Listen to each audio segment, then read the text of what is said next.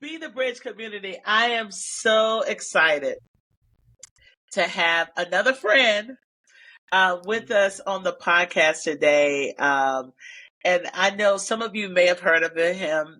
Some of you, this may be the first time that you're going to hear about him, but it won't be the last time. So I'm so excited to introduce our community to Pastor Raymond Chang. He is the president of the Asian American Christian Collaborative and the executive director of the 10 by 10 collaboration. This is an initiative of Fuller Youth Institute at Fuller Seminary. He is an active preacher, writer. He speaks throughout the country pertaining to Christianity and culture and race and faith. He has lived all around the world. Listen to the places he's lived. Korea, Guatemala, Panama, Spain, China. And I've been to 3 of those. Well, I've been to 2, but I'm about to go to Spain also. So we'll have to talk about that. He's traveled to nearly 50 countries. I want to be like him when I grow up, and is currently pursuing his PhD in higher education, focused on the cross section between spirituality and racial climates. And he currently lives in the Chicagoland area with his wife Jessica and his new baby daughter. Yeah. So congratulations on the birth of your daughter. What has that been like? This is your first child, right? Our first child, we married for a while. God blessed us. It's been awesome. Wow. Life is so precious. And I mean, like every little thing that she does feels like a gift or a miracle from God. And so just been loving every moment that we sleep and mostly don't sleep. I know. I've been following you on Instagram, and I was just leading up to everything. I saw just some of the things that as you guys were preparing. I had a chance to meet you in person here in Atlanta when you came down to do the event. The Stop Asian Hate event here in Atlanta with the atrocities that happened a couple years ago at the massage parlors here. AAPI did Asian American Christian Collaborative did an organization. I think you partnered with some of the local organization. I met your wife then. Yes, and that's right. And she wasn't pregnant at that time. No, she was not. So a lot transpired. And let me just say how meaningful it was, Latasha, that you were there, that you showed up in solidarity, that you were being a bridge to between communities. That it was really remarkable to see how the events in Atlanta rippled throughout the entire country. That we were able to host 14 simultaneous rallies at the same time on the same day with the same message. But it made it especially special that you were there. Yeah, and we were able to continue that conversation a little bit more. We hosted a Be the Bridge Live event in the fall around November, and we had a panel from some of the Asian American community here in the Atlanta area to kind of they spoke to it a little more, and we've done work with Peter Lim. I know he was there that day. I love Peter. Just texted with him yesterday or 2 days ago. Yeah, Peter, we love Peter. I do Peter from before I even moved to Texas. I met him through some work we were doing with the community together, and we just remained connected. And we were meeting out of the same co-working spot, and so his church and everything. So so some good stuff happening here in the Atlanta, and it was an honor to stand in solidarity with the community. To put our voices together for justice and righteousness, to be seen and to be heard and felt by everyone. So it was an honor to be there with you. So I'm so glad. I mean, I got a chance to meet you. I didn't realize you lived in the Chicago area until just now. I was just there. And yes, I was just there. I spoke at a school, Timothy Christian School or something. Yeah, okay. Yeah, I spoke there, and so yes, I was just there, and I was like, I know so many people here. I got to go back, so that means I have to come back to that area and connect. So besides, like the big thing the birth of your daughter. So exciting. What is her name? What is her name? Her name is Sophia. Her name's Wisdom. Okay. And so we were praying that God's wisdom would just be both bestowed upon her in everything that she does. I love it. We need wisdom these days. And, everything is just falling apart. And I'm like, what we need are people who have wisdom and discernment. See, and this is going to even put more fire under you, because now that you've had a daughter, like, fatherhood is going to impact you even more, because now you're like, oh, y'all better get this right, because I know there's like so many, like, I'm pretty sure concerns and just prayers that you have for your daughter, hopes and all the things. How do you think fatherhood will impact the work that you're already doing? Exactly what you just said. I think it's lit a new, or it's intensified the fire. Like, so with AACC, we've been able to connect with some people, and there have been many generous people, and we're trying to figure out how to really kind of build capacity so that we can pass down the organization to the next generation.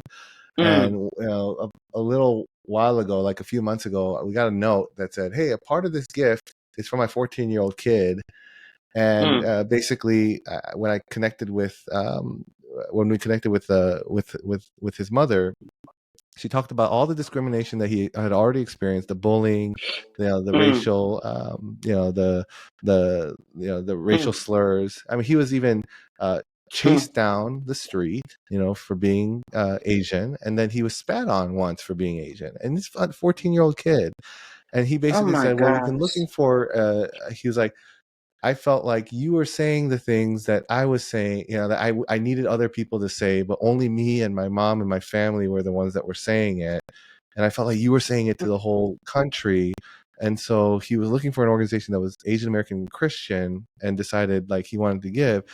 But when we talked, I was just like, man, we're too late already. Yeah. And so we're too late with, for him. And I'm like, I'm hoping that we're not too late for my daughter and whoever else is in those generations that come after. Right.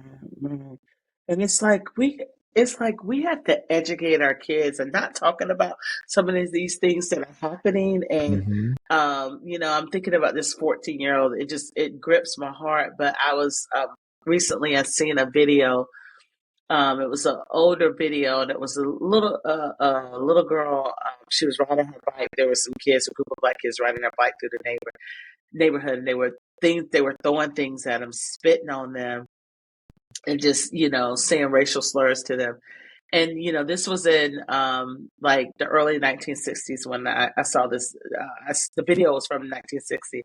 So to hear you talking about this young 14-year-old who's having to endure this in 2023, that should break and grip all of our hearts. It may not be happening in your neighborhood, but it shouldn't be happening in any neighborhoods. And so one of the things you had said recently, you said we have an entire generation of active churchgoers who have somehow never been discipled out of racism and sexism. And I mean, we see it. And I think that's the thing that is hard to swallow, Ray, is like when I see things in there, and when someone who is far from Christ, if they say something or do something, it's like, okay, I can understand why they have this mindset. But when I hear pastors or people who claim to know Jesus, or active in their church, say things that are so counter the message of Jesus, the gospel, that is so sexist, I'm like, what gospel, what Jesus are you following? This is so true. How is this possible?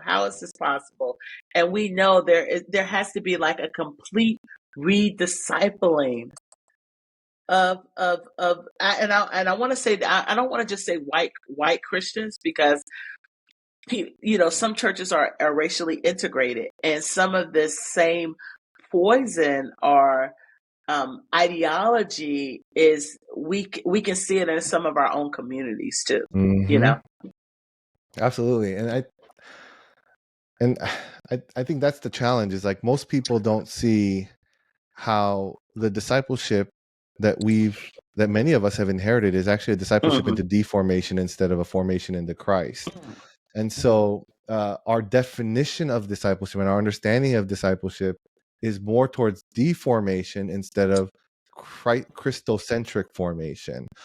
And and what, to your point about a lot of these multi-ethnic churches, or even ethnic churches that kind of have been swayed or influenced by a very racialized kind of theological perspective or even movement, they perpetuate the things whether they're in the room or not. Like perfect example, I was in a room and it was several evangelicals. There were no one who was racialized white there.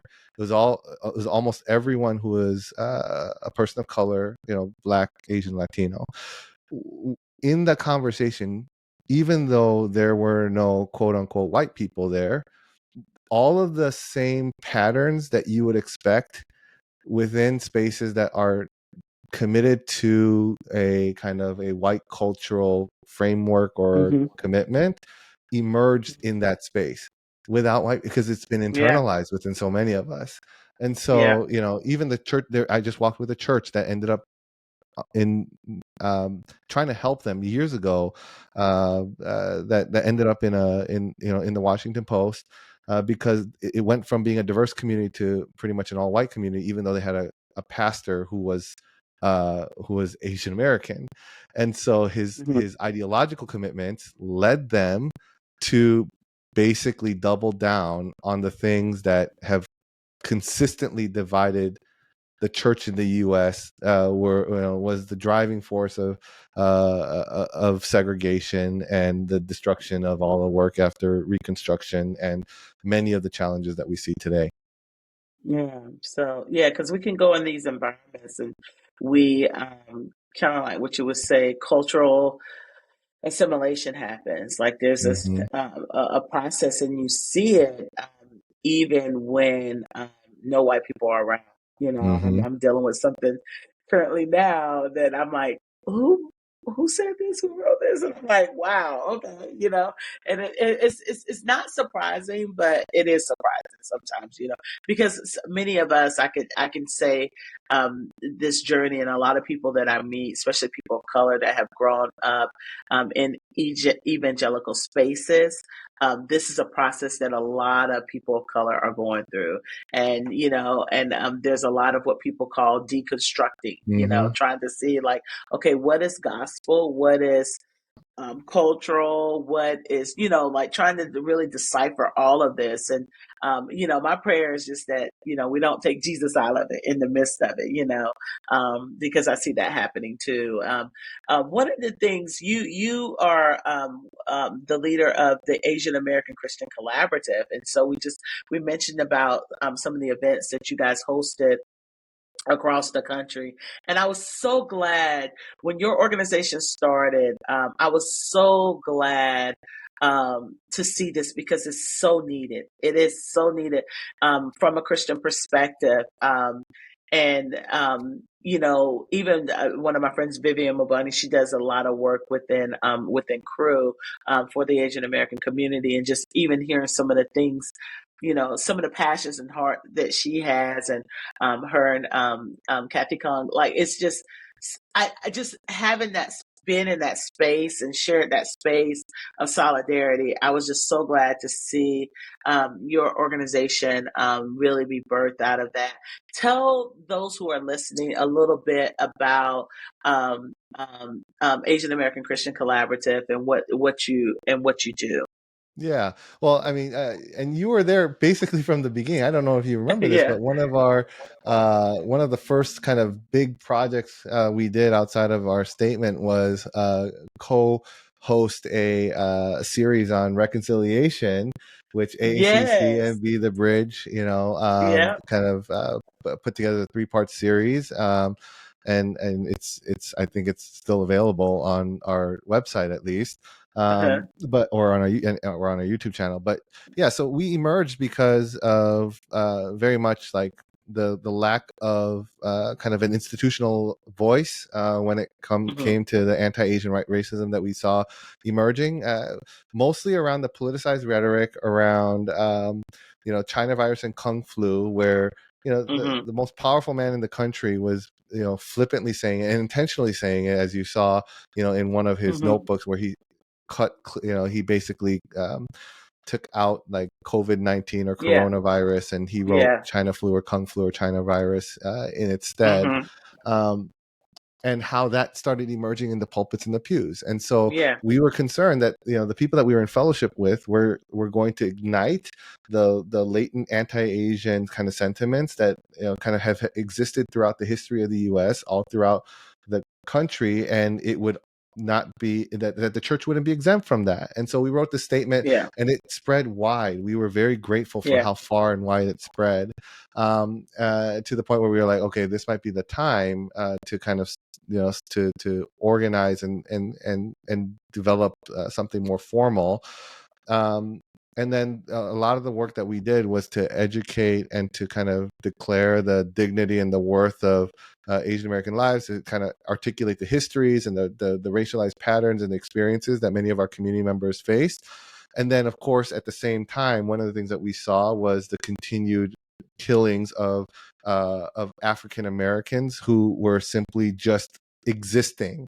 And we felt like one of the things that we knew we had to do was to kind of break the dividing wall that kept our communities apart. And if you look at the history of how our communities, the African American and the Asian communities, were kind of pit against each other, you're like, oh my goodness, this is going to take a lot of intentional work, which is why, again, we're grateful for you stepping in and saying, hey, let's do this together, because you literally are trying to be the bridge. And so we did that. And then, of course, after George Floyd was killed, we hosted a march in Chicago that went from a historic Chinese church to a historic Black church, 1.5 miles apart, that never interacted. And the pastor of the Black church at the time, he's still the pastor, Charlie Date, he basically he was in the midst of mourning his mother's loss, was like, hey, I believe in this. And so him and Watson Jones and Jonathan Banks from UOF and several other Black pastors were like, we're in on this. And we had about 1,000 to 2,000 people marching, all Asian Americans, because as I was marching with the African American community, especially with Black pastors in other kind of marches post George Floyd, they kept asking me, where are the Asian Americans? And I'm like, well, Chicago's only 5% Asian American, and so right. Like, I see them, but I get it. And I said, maybe we can show you, and maybe we can show you where the Christian Asian Americans are. And so that's what we did. And then, of course, we kept doing the work, we're trying to produce more content and convene and events, but also to facilitate more discussions and dialogue. And so, we hosted, several panels between Black and Asians and Black and Latinos and so on and so forth. Yeah. And what I would love to hear, because I'm thinking of this as you're saying, I was like, we need to do more, because I feel like this work of solidarity, this is why Be the Bridge created what we call our BIPOC community, which is Black, Indigenous people of color. And one reason is because we don't know each other's stories. And, we don't know what it's like to be, a Korean American or a Chinese American or a Filipino American or Vietnamese American in the United States. And those are all different stories that we push into this one umbrella of Asian American. But those are all different ethnicities, people groups, history, totally different history, totally different language. And so those stories are different. And so that's something that we need to understand. We don't understand the what it's like. And when you start talking about like South Asian, like those that are from India, the things that they're dealing with, and the caste system, and how some of that has followed them into the workplace here in America or within the school system. And so that's why we've created that. And I want to see more solidarity work. I think it has to happen in order for us to really unite together to deal with some of the other larger issues at hand. You know, when you start talking about the broader Asian American community, um, what are some of the issues within the church that your community is dealing with? You know, because I think I was talking to one of my friends who was one of our early. She's actually Taiwanese American, and she was. We were just talking about like Christian culture, and she was like, she got stuck because she was like thinking about what is the, like, not Western culture, not white Christian culture. She said, but what is the, like, Taiwanese identity within the Christian culture? You know, I can, like, when we look at that, we can see that as it relates to um, uh, the Latin community. Um, you know, we can see it within the indigenous community, but a lot of times it's been called pagan and shunned aside, you know. But what do you see, like, as it relates to the Asian American community, that identity within the church itself? Yeah, great question. And yes and amen to what you just said about solidarity. I Yeah. don't think that you can. I don't think that you can fully understand how heinous Mm, white supremacy is until you mm, see how it has mm, affected the African American community, how it's affected and manifests within the indigenous population, within the Asian American population and the Latino population. And I think it's when we understand each other's stories that we understand that the tensions that emerge within our communities and both across racial lines and within our own races, you know, like really do have a genesis, you know, back to the commitment to like exploit, extract, dehumanize, and strip the dignity mhm, from our people, to exclude and to basically push out and call other and push mhm, down. And so I 100%, I think you hit the nail on the head with like, we have to learn each other's stories. And I think for me, the most helpful thing was learning about the African American experience and the history of African Americans, to understand the indigenous community in the U.S. And, you know, and then of course, like, you know, the variety of stories within the different populations, and you know, along with the Latino um, and the Asian American populations.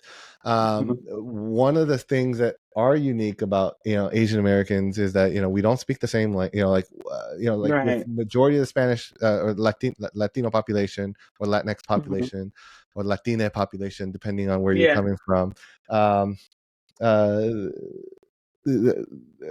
we don't have a common language, and there Mhm. was and like a lot of other populations, there was kind of those who are dominant and those who are oppressed within our own communities. And so if you go to Asia, Right. no one really identifies as Asian, right? It's like every person within every country identifies as their own ethnicity or their own Right. nationality, and they have very distinct cultural expressions, though there are some common themes that, you know, that exist, you know, that, you know, that cross borders. And the other piece is that, you know, we're much more of a transnational community, you know, because of the waves of immigration and how so many of our family members are still, you know, in our kind of quote unquote native land or home countries or countries, you know, of our ancestry. But within the US, there are, you know, like you can kind of break it down into at least three big buckets, maybe four, depend, you know, like I think maybe, or even five, where you have East Asians, you have South Asians, then you have Southeast Asians, then you have a large chunk of Middle Easterners and those from like the Russia and the Russian type of Right. population. And they're all technically Asian because they're all on the continent of Yeah. Asia. Like Israel is in Asia, right? And so Yeah. how do you make sense of that when most when there's different questions, right? And a lot of Middle Easterners, they don't necessarily know where they fit. They know where they fit geographically and across the continent, but culturally there's such difference and diversity there too. And some Middle Easterners identify as Asian within the continent of Asia, and some choose not to, and that shifts how we have the conversation. Wow. But it's to be Asian American is a racial category that is located or that's connected to our existence in the U.S. and it's one that was driven out of a need for kind of political power, because what many Asian Americans in the 60s realized was that they were all experiencing the same things, whether they came from Korea or Japan or China or Cambodia or Thailand or whatnot, and yet they had no their voices were suppressed because they didn't have any political kind of entity to rally around it. So that's where the Asian American category comes from. But when it comes to our populations, I mean, it's extreme. I mean, like even within China, the number of languages that are just spoken in China is unbelievable. And so we don't really have like one specific type of population, which I think most people would recognize in the U.S. But what is interesting is how much social or not just social media, but media itself, namely through like the entertainment industry, has shaped even my own experience as a Korean American. Like nobody knew what a Korean was when I was growing up. They would always call me Chinese or Japanese.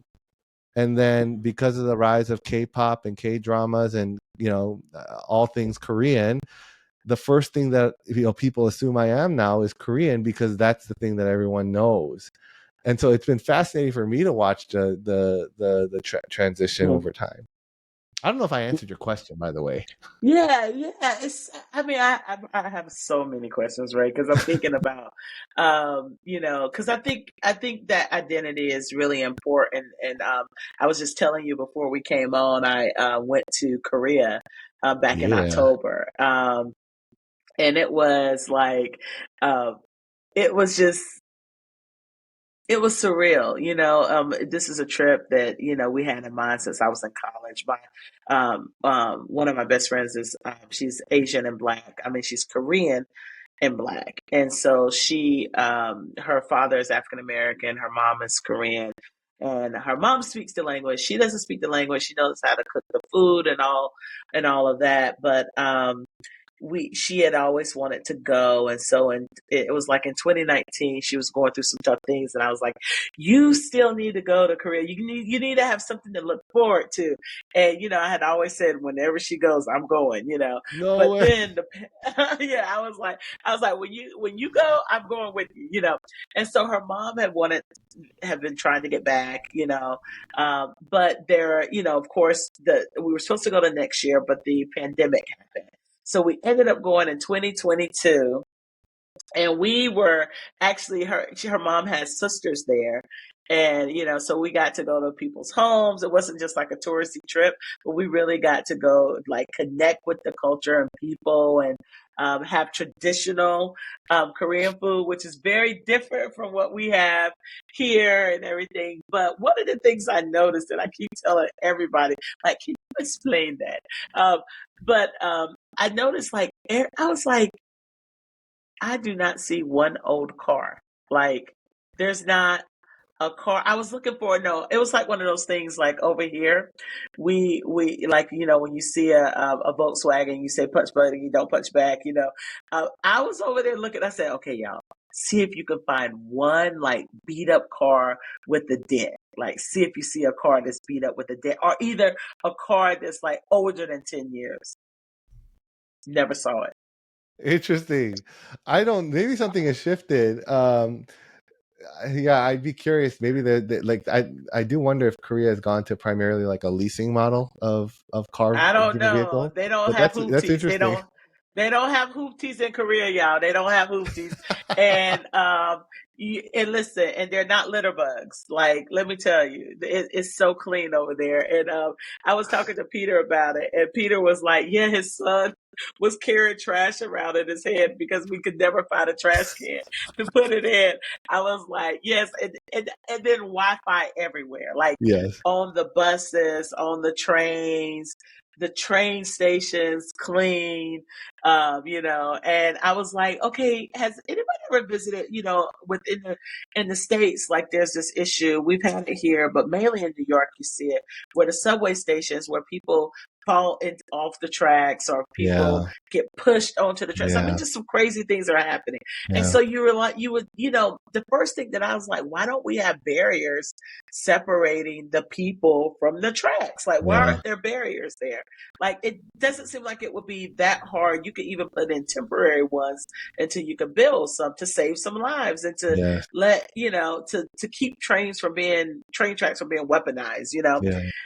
In Korea, they already thought about that. You don't have access. There's a door that opens up, and then you get on the train. You don't have access to that. So I was just really impressed. I got to do a lot of historical things, and it was a good trip. A lot of I'm from a military family, and so a lot of people in my family have gone to Korea before. So it was just a really good trip, and it was a really good trip to go with family. And, my friend's family is like my family, and to meet her extended family and to greet them with gifts and learn a few words. I'm horrible, but anyway. Well, I hope you had some raw marinated crab. That's my favorite. Yes, Did you yes, try yes. that? I I'm had sure a you had a lot lot of of pork belly and a lot of Korean barbecue. yes. I didn't realize they eat a lot of pork and a lot of beef and a lot of seafood, but we had like a lot of octopus and just and a lot of bulgogi and Yes. all the things. So it was good. It was a great trip and just learning the history. I love learning history and Mm-hmm. giving context and understanding. Like there's we've had the Korean War to find out. Okay, what happened? We know about it, but it gives more context and to understand what's happening now. And so yeah, it was great. It was a beautiful place. We got to go to Busan and also to Jeju Island. So when was the last time you've been there? Um, Yeah, it's do you probably plan to 5 go years back and ago. take your daughter? Yeah, Oh, I I can't know wait to you take can't. her. We were probably it Yeah. was about 5 years ago. Can't wait to go Okay. back. Especially because we don't have as many family members that are there anymore, and they're Okay. getting older and older. But Yeah, there's just something about when you land and you eat the I food, know. and you just interact with Yeah. people, and it feels like home. And then you went to some of the most beautiful places throughout the country, and so I'm so glad to hear that you went. Yeah, yeah, it was good. It was good. And so I know my friend, she's making plans to go back because her mom has sisters there. They're getting older. She has family. She got to meet a lot of family, but she still has more family to meet and just connecting with the history and identity. She went herself, but she wants to take her children back. So it's all good. But I think that there's some things, it was helpful for me to see that and experience that with her. And I really feel like context is really important, and I think even in our communities when we talk about the Korean American and the African American community, where there's like historical tension, and so a lot of that was done in some ways like on purpose, and as it relates to like shops that are in African American communities. A lot of people, don't understand the history to that, and understanding that history to that helps us move forward today in more solidarity when we understand that we've been kind of like played against each other in a lot of ways. And so, Hmm. how do we move beyond that and not perpetuate, the racial division within our communities? And so, being able to go and experience and having friends, I'm able to share even with my community those experiences. And so I know you've done the same. Like I saw so many during the George Floyd protests that were happening in the summer of 2020. I saw so many Asian American churches, that were out there in solidarity, that it just almost like it it it made you cry in a lot of ways, what was happening. I think that's what we're some of the backlash against that solidarity movement of 2020. I think those are some of the things that we're dealing with now, as it relates to race relations here, in America right now. So, what do you see? One of the things that you were talking about, you talk a lot about mental health, on your social media, and as it relates to your community. And I know, like in our community, it was a point where it's so taboo, and it's just kind of like, you just got to pray. You got to pray. Are we labeled, and we kind of brush it off. And I know that comes from, just from some of the cultural things that our community has dealt with. What has that been like in your community? Because I know it's a higher shame, hierarchy as it relates to cultural context. How are you guys dealing with mental health within your community? Yeah, I mean, I think getting people to talk about it is challenging, as you just alluded to. I mean, there's so much stigma, what it means to, I mean, the U.S. is primarily oriented around this kind of strongman kind of ideology, right? If you're not strong, you're weak. And if you're weak, you're going to get eliminated or exterminated. You're not going to last. You're not going to survive X, Y, and Z.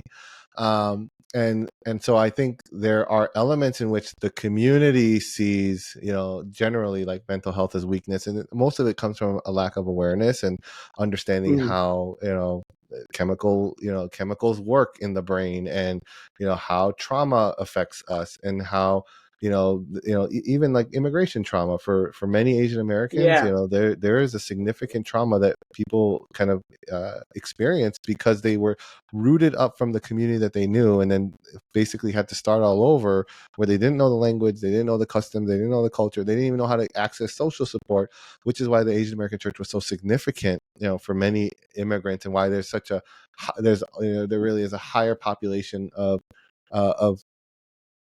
Asian American Christians, higher population of Asians who are Christian in the U.S. than there are, in pretty much throughout all of Asia. The church really became a space where, they were doing mercy and justice work. They were providing kind of insight into how to navigate society, oftentimes even kind of giving resources to help with that. But there's still a significant stigma. I mean, if you add the Christian component to it, because Christians generally are still behind when it comes to engaging with mental health issues, there's an over spiritualization of like mental health challenges and problems, and over spiritualization of the solutions that are required. And so you couple those things together, bring shame to the family, bring shame to the community, bring shame to kind of the broader community as well as like the hyper spiritualization. And then you have a recipe for people not to talk about what they need to talk about when they need to talk about it, and get the help when they need to get help before things get out of hand or out of control, or before it's too late. And so a big part of what we're trying to do is normalize conversations on mental health. And so we encourage pastors to talk about going to counseling or therapy from the pulpit, and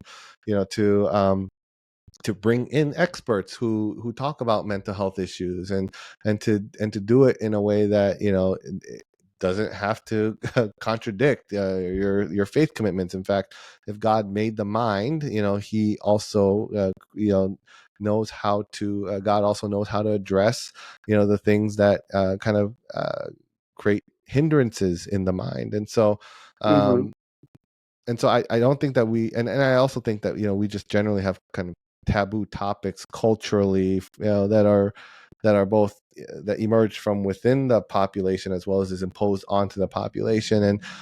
And I think as Asian Americans, if we internally from the community, we don't want to be seen as like the one who can't really, that isn't the exemplar in within our own communities, but also we don't want to be seen as kind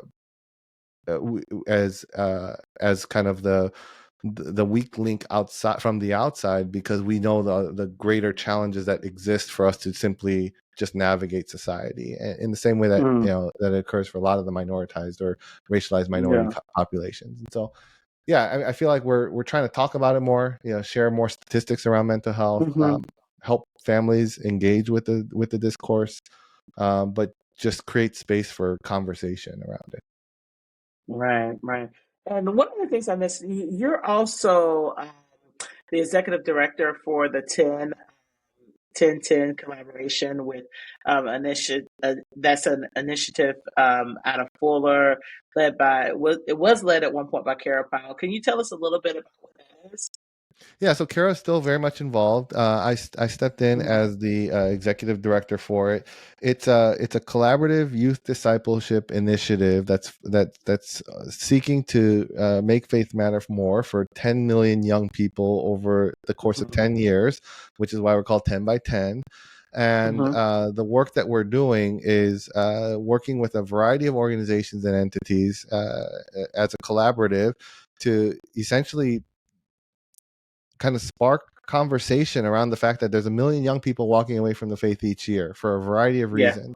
It's probably closer to 1.4 million as we speak, and that the church is basically becoming less and less of a relevant presence in the lives of young people. They're walking away as soon as they're able to walk away, and the church should actually be the entity in which people find meaning and relevancy and having the conversations that they need to have.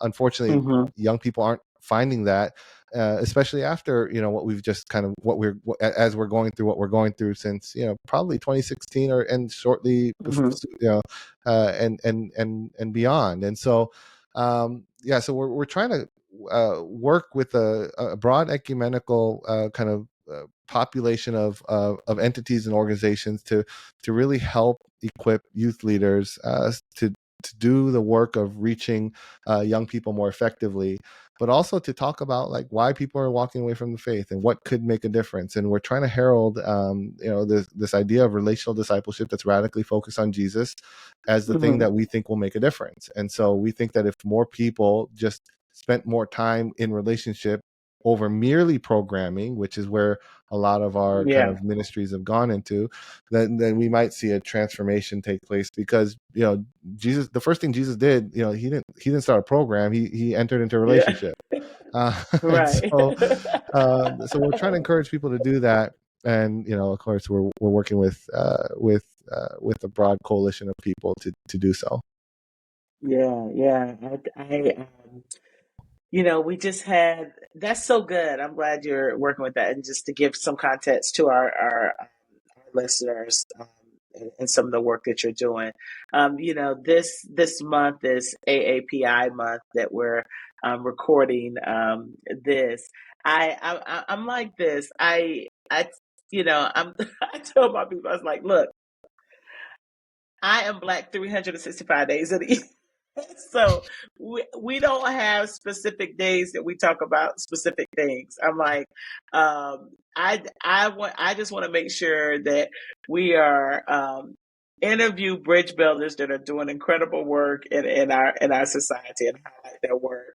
And so this just so happens to fall in that. I don't even know when they're going to air it. I don't even know if it's going to air then. But what would you want our Be the Bridge community to know and to understand? There was something that you did last year. I was following you when you were, I think it was a I don't know if you were leading it or if it was Monrovia was leading it, church out in California, but you were going to different Asian American sites and telling the history and I was like, I need, first of all, I need to be on that trip when you do it. Let's do a Be the Bridge group trip. Hey, I'm serious. Like, I really want to do it. I was even talking to one of Inez. I think she was there, or either she went. She's out in Pasadena. She goes to. I know she went to Fuller. She's a pastor out there in California. But I think either she was following it, or either she was planning to go. But anyway, I want to go. I want to, I suppose, be the bridge to that, because I was like, I've never visited some of those places, and tell me a little bit about that.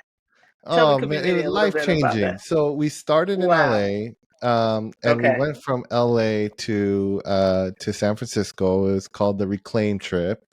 And Okay. we basically went to, it was in some ways you could call it a Christian history tour, or a Christian Asian American Christian civil rights tour, right? I mean, like, a Oh, lot of people go to the wow. South for African American kind of history, Yeah, and of yeah. course it's not just limited to the South, but primary place people go to are, is the South, and other people go on the Trail of Tears, to understand more in depth the indigenous experience. Um, and of course, one of the things that we realized was that there's a large portion of the population that doesn't know, not just what Asian Americans went through or endured or experienced, but how Asian American Christians were present in some of Mm, these kind of solidarity, social justice, kind of Christian righteousness and justice efforts. mm, And so we started by visiting, the oldest, kind of the most historic kind of Japanese church and the Korean church in the LA area, going to the museum, walking with kind of living legends that that kind of made a difference within the communities as Christians, out of their Christian convictions, even though they were born in the Japanese kind of incarceration camps, and going to historic Filipino town, and Koreatown, and learning about the LA riot, the LA riots,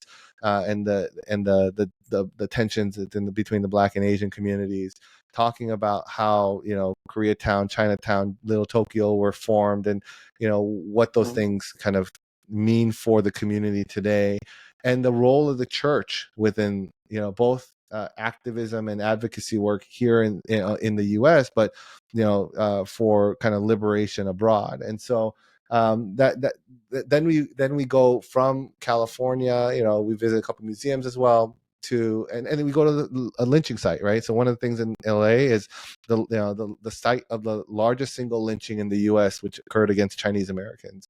And so most people think that that Asian Americans were exempt from any sort of like racial violence, but that's not the case. And basically 10% of the city of Los Angeles at the time descended on 10% of the Chinese population and wiped them out. And so I mm. think it was like 17 to 20 people were killed during that time.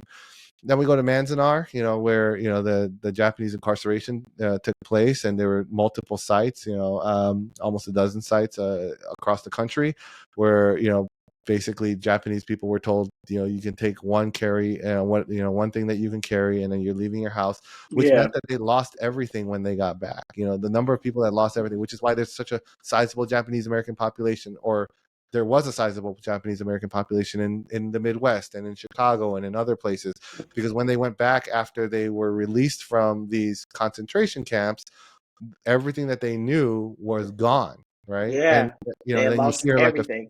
everything, and then you hear a few stories of like, oh no, but then they, their neighbors preserved it, or the people that worked at the at Yeah. the farms preserved, but like there's so many that lost, Outliers. Yeah. yeah, so many things. And so we went Yeah. to, when we went to Manzanar, what was crazy was, as soon as we walked in, this white family was walking out, and they said, "This is propaganda. None of this happened." Wow. And I remember just like, I mean, like, that was like one of the most viral tweets I ever tweeted. But I remember like Mm, everyone picked up on it, and then even as I was sharing that, because like one of the students that were with us, and we had a group of probably like 25 to 30 people that ranged from the age of 6 to probably like 56, and so it was extremely rich, because you had kids experiencing the same thing as adults, mm. and none of them had ever seen anything close to this. But Wow. like, even when you go to the site where people were Mm, incarcerated, there were people that visited and said they don't believe that this actually happened. They couldn't believe that the U.S. would ever do anything like this. I mean, they refuse to believe they it. Like refuse to believe. Yeah. And you know, but Ray, it's because we don't teach history. Like, you know, when you go to Germany and you visit sites there, you know, the memorialization is not with the Nazis, the people that caused the harm or the oppression. It's with those who endured the harm, you know. And they tell their stories so that it's not repeated. We did a reconciliation tour in Rwanda, and we met with government officials. We went to a reconciliation village of people who are living together in community that were once torn apart by the atrocities of the genocide. And a part of their system to make sure that this is never repeated again, there's things that has to be done in their community. One is get rid of the those that are calling the tension. So they changed their, you know, their language from their main language from French to English, you know, and they had to throw out some of the troublemakers in their country, you know, that were causing the divide. But one of the things that they do is they tell the story, and they have to tell the story. You have to say, this is the genocide of the Tutsi. And because they don't want to just say genocide, because then that can say, people will say, well, you know, there was a lot of Hutus that died too. You know what I'm saying? Like the narrative changes. And that's what has happened here in America. The narratives have changed. Stories have been what people call whitewash, where you would not believe how many people, where we've stated history with facts. And people have said that didn't happen because my teacher told me. I posted something about Tulsa, Oklahoma, and this lady came into my comments and said, you know, this is not factual. This is a lie. Da, da, da, da. I said, and I posted a video, and I said, well, tell this to the police officer of Tulsa who just talked about it, and they actually acknowledged this history that actually happened. And I think we really, that fear of thinking that not talking about it is going to make it better or make it go away, not talking about it makes it worse, because you have ignorant people that will repeat the same mistakes, you know? And I think the problem is, like, some people are like, those mistakes were not mistakes, they were good. And they're like, that was a part of the plan. And I'm like, that's why they're trying to erase Martin Luther King Jr. and Ruby Bridges from the curriculum, because they're calling it whatever they're trying to call it when it's not the thing that they're actually calling it. And so, I'm like, we need to tell, you know, we need to remember better. I mean, it's like a biblical concept, like all throughout the scripture, God calls us to remember. And so, I mean, we just had Resurrection Sunday. That was what is that about? Remembrance. That's exactly we right. Just had we just had history. We just had history. We just went through Lent. We just, you know what I'm saying, like Christmas, like, and you know, you have all the Passover. All of those things are about remembrance. We know how important it is to remember. Every year people celebrate their birthdays or they celebrate their anniversaries. What is that about? Remembrance. Yes, that's right. And so say it again. It's about remembrance. So you have to get underneath that. Why is it that some things you don't want to remember and other things you do, and you're trying to say that all remembrance is bad? So we got to really ask the hard questions and name a thing. Like, people, you know, don't want to remember because it makes them feel some kind of way. But whose feelings does that center when we do that? It's not centering the feelings of those who were afflicted and harmed by that system. If you don't like hearing about it, imagine what we felt like having to live it or having to live it. 100%. So yeah. And 100% to that. And I think that's essentially that was the heartbeat of the trip, the Reclaim trip through the ACC, where, you know, like, we went from Manzanar to San Francisco, and we went to, you know, historic Chinese church. We went to the oldest Japanese church. And what most people don't know is that, you know, that Japanese church, when everyone was incarcerated and sent to to concentration camps, Howard Thurman's church met there.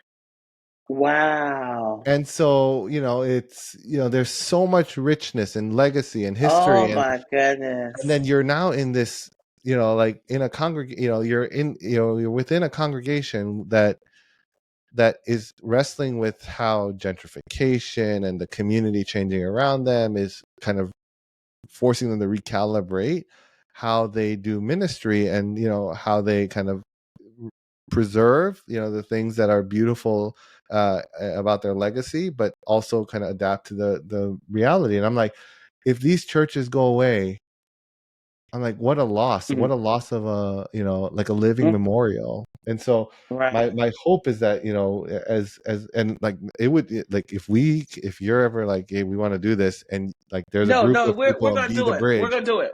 Oh We're man, gonna do it. yeah. It's We should totally find a way to do now. it, and we'll go, and we'll take people with us, and we'll figure out how to make it all work. But that would be, it's life changing. I mean, almost all there's one young person went, I think 14 years old, realized that Asian Americans weren't all docile, went back to the school, and when they experienced kind of racial discrimination, felt boldness because they saw other Christians who had done the same in the past, and said, I'm actually proud. Like before, it wasn't, there wasn't pride to be, Asian American or Korean American, but like after the trip, it was like this pride of being Asian American. Not because it's like better than anyone else, but because like there's a dignity to the history and to the resilience and to the experience that we're never taught, and so we got to do that. I think yes, we need to figure out all the details. You guys heard it here first, that my team was probably like screaming, yes, we're going to do it. But, we went to Rwanda. We took about 20 people with us to do this reconciliation trip in partnership with African New Life there. Wow. And, which is like a Rwandan-led organization. And I mean, this was like really understanding like the cost of what reconciliation could look like. It was a very hopeful trip to see what the hope that atrocities had birthed, in this country. And so I think, this context of learning, I love to learn history, even when it's not connected to me directly, I think is really important. But I think we can do some crossover and exchange some stories within our communities that could be life changing. And so we're going to do that. I don't know when, but we're going to do it, but soon. Because I had already said, if there's another one happening this year, I'm going. Because there's this desire to know. Yeah, because there's this desire to know the same thing. It's like you want to know the indigenous story, because that context helps you lead better. It helps you understand your community, because we're all connected. You know what I'm saying? If one part of the body suffers, all the parts suffer with it. When one part of the body rejoices, all the parts rejoice with it. And so I think as we understand our history, we don't feel isolated or in a silo, and we don't play this oppression Olympics type thing, but giving us really context for what's going on. And I think that's some of the things someone has sent me this link, and, we have these things coming up as it relates to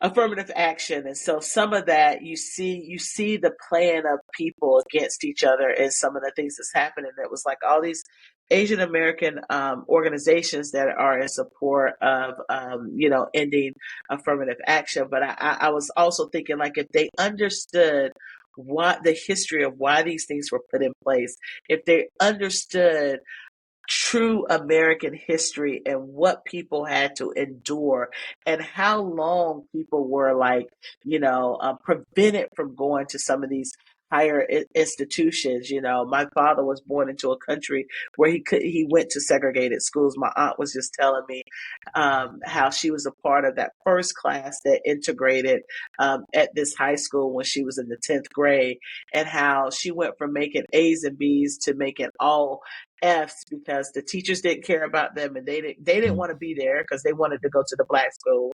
And but this just the how we went about desegregation, um, how it harmed our community. But if we understood that, if we had that context, I guarantee you there wouldn't be all of those organizations that would be a part of that. But we don't, it's stuff that it's like the plan is to keep people ignorant so that sometimes you can weaponize the ignorance, you know? And so we have to have more conversations like this and really have those tough conversations within our communities, so that we can have more solidarity. So I'm glad that we were able to have you on here today. Now, there's a lot happening. What are some of the things, I asked this question. There's so much to overcome now. And you had had this post on Holy Saturday, and you were talking about like this resurrection is between despair and darkness, and the anticipation of what's to come. And so I noticed this in a lot of our society, looking at things that are happening. We don't like to sit and lament. Like we don't want to acknowledge the pain and the despair and the discouragement. We don't want to embrace that, knowing that Sunday does come, resurrection is coming, but we want to move on to the joy so quick before we really let the work of lament take place in our hearts. And and so people are feeling overcome, they're feeling overwhelmed. Sometimes we can desensitize ourselves to it, and we want to move on and not really deal with the grief or the sorrow that we're in. What are some things that you're lamenting right now? I mean, a lot. I think, the number one thing I'm hearing from, pastors and parishioners and congregants all throughout the country is just the devastation of the loss that we all went through over the last few years. I mean, especially if you're coming from kind of under-resourced minority communities, it's just, I mean, it's different. I think the sheer exhaustion, and I mean, we made probably one of the most significant transitions from basically being in person all the time to the majority of our existence going online. And I don't know if most people have been able to. We've just had to adapt, but there hasn't been like a transitional process that that people have been able to kind of reflect on and navigate and even process through. And so, there's elements of that. I think what's interesting right now is kind of the what's heartbreaking right now is actually the affirmative action thing. It can potentially become explosive for the Black and Asian communities if we're not careful. And I think that if you look at the trail that we're seeing, it's mostly this one kind of basically white conservative guy named Edward Bloom who's mobilizing Asian Americans to essentially say and using Asian Americans to fight this affirmative action case, when the majority of Asian Americans broadly support affirmative action. And so I'm always trying to watch for things that can be potentially explosive between communities and the ways that white supremacy tries to kind of pit us against each other. And then of course just things like people leaving the church and walking away from the faith and deconstructing without reconstructing, and all the church abuse that we're seeing, and the stories of just kind of failed leadership. So there's a lot to lament for sure, and I think sitting in it and understanding the weight of it actually is more helpful. Mostly because it helps you realize that you can do something about it through the power of Christ, through the empowerment of the Spirit. And so like the more you understand the problem, the more you're able to actually concoct a solution, or at least be a faithful presence to try to be one. And so yeah, I mean, I think the divisions are still real. The conspiracy theories are pervasive. The propaganda is just all over the place, and the political kind of the political divides are destroying families. And I'm like, all these things need to be tackled. And then, of course, you have the gun violence. Like, this is the insanity of the gun violence. Like, something can be done. It's just we have to decide whether we're going to choose guns over kids or kids over guns. Yeah. And it is that simple, because in both of the things that just happened, if those red flag laws, would have been expanded, there could have been something, that could have prevented it. And in each of those cases, those poor parents did not even know that their children had the type of weapons that they had no idea that their children were capable of something like this. And so, but it's like, it's, I think it's just healthy to sit in it, and just like see where God leads, because I think there's like this collective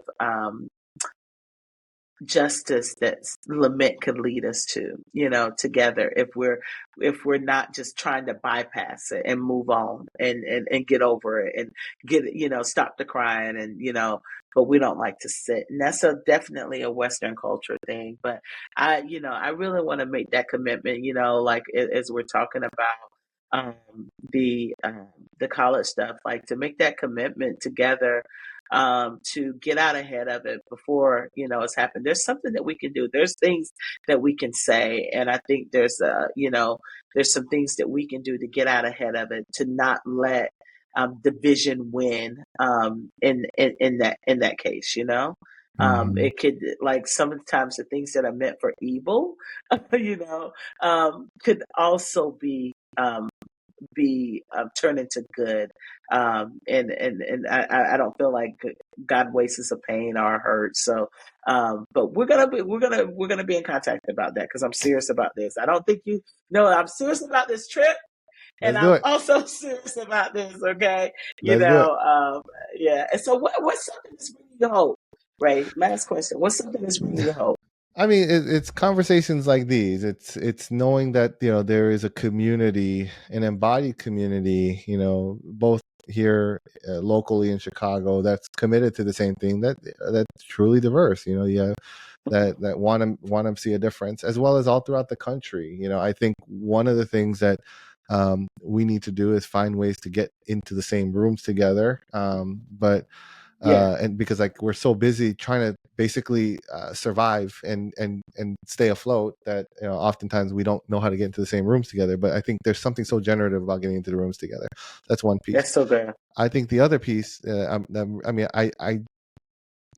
the more I press into the scriptures, the more I'm like, oh my gosh, everything that we need is right there, and it's just like everything. And I'm like, why is it that people choose not to see it and don't want to see it, or don't know how to see it, and they twist the words of God, the word of God to mean whatever they want it to mean. And so I see a lot of hope in knowing that God went before us to offer us something as significant as the Bible itself, established a church as imperfect as it is, and calls us to consistent repentance and faith, and keeps his arms open so that we might be embraced. And I'm like, there's nothing better than that. But so I think that gives me hope. But then it's also like knowing that I'm not alone. Like, I know you're doing you're doing the work. There's so many others that mentioned several earlier, that are all doing the work, and I'm like, I'm just grateful. Like, so it gives me hope that there's people doing it, even if we're not the majority of people doing it. Yeah, that's so good. Yeah, I feel hopeful, like having conversations like this, knowing that organizations like yours and mine is this, and so many others, we're just doing our part. There's so many great organizations out there that are doing amazing things with great leaders. And we always tell people, like, if you're breathing, you can do something. I don't want people to get overwhelmed and overcome, with hopelessness, thinking like nothing matters.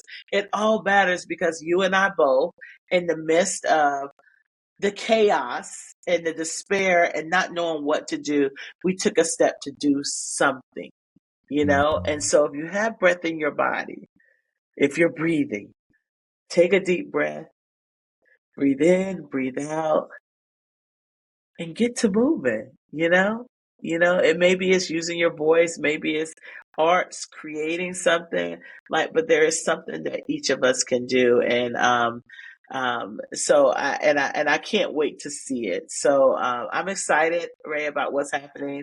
What's up? What things do you have going on for your community, the Asian American Christian Collaborative? What are some things that are going on next for you? I think what's been interesting is that we, like the ways in which we've been engaging with kind of civic and religious entities, and so the conversations we're having with entities like the White House and other kind of federal agencies. That's been really interesting, especially as an Asian American Christian organization.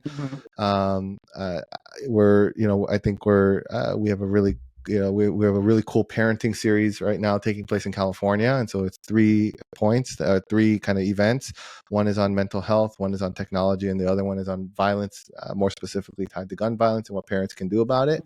We also have had kind of other events taking place throughout the country, and we're trying to figure out I think the big stuff we're trying to figure out is how do we really make sure that as we do this stuff nationally, we're also grounded at the local levels. And so we're talking to some of our local partners on what would be helpful as we continue to move forward and transition from being kind of responding to all of the things that were happening to the Asian American communities to becoming a little bit more proactive. And so a lot of stuff there. We're trying to put on more programming and help with churches, especially Asian American stuff, Asian American identity development, Asian American Christian identity development, solidarity work, and the like.